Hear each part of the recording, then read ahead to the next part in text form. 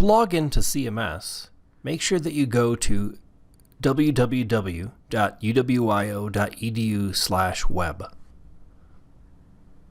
Partway down the screen, you'll see the CMS login option, and we can click on that. This brings us to the Cascade login screen. If you're currently on the university's network, you can enter your username and password here.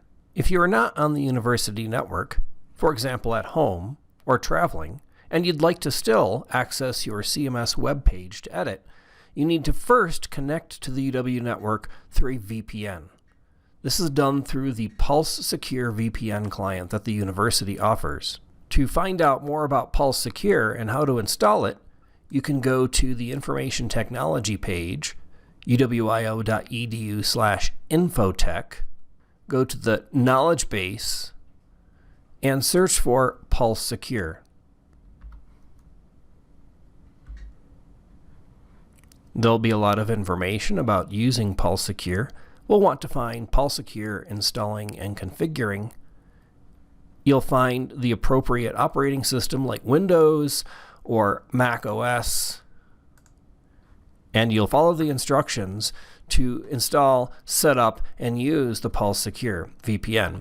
If you have any issues setting it up, you can contact the UW Help Desk at userhelp@uwio.edu or 307-766-HELP.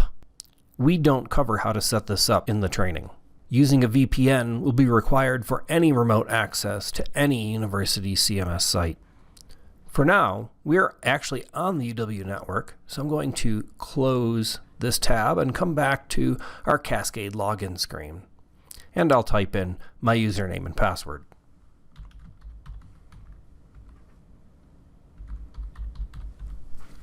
And click Login.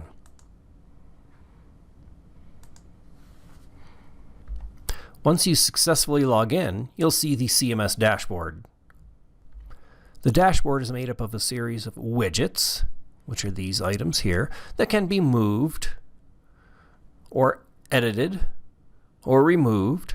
Additional widgets with more information can be added, and you can reset the dashboard. We're not going to cover how to customize the dashboard. If you have questions, contact webhelp@uwio.edu.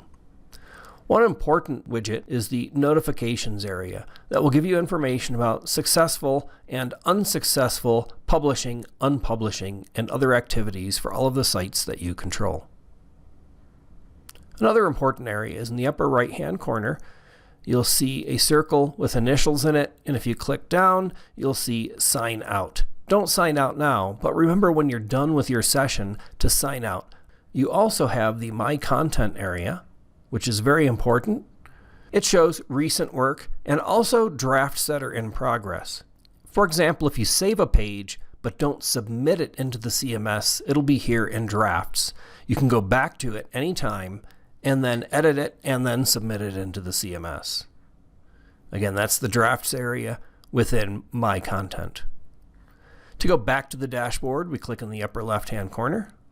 When we want to go to a specific site to edit it, we click on the Go To Site area in the upper left-hand corner, and all of the sites that you manage will be listed here. Right now we're in a training site. We'll select the training site to work on.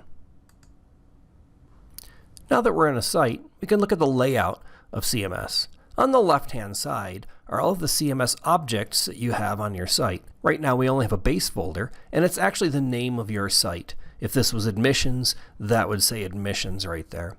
Underneath that, you would have all of your other content. We have no other content in this blank site right now. We also have an area to the right. As you select content, this will show that content and give you the ability to edit that content. So if I was to select the training folder by clicking on the little arrow, it'll show me that there's nothing else inside of it right now. We also get the options to edit, publish, add comments, details. We have 3 dots that give us more items to work with.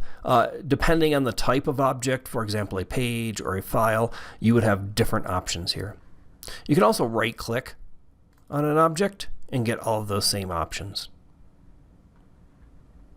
We can also come up here to add content, and when we click on the plus for add content and click on default, It shows us all of the different types of objects that we can add into the CMS.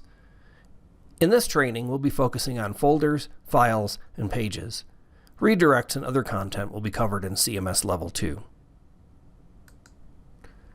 So it looks like we're ready to start building our site, and we'll start by building folders. That'll be in the next video.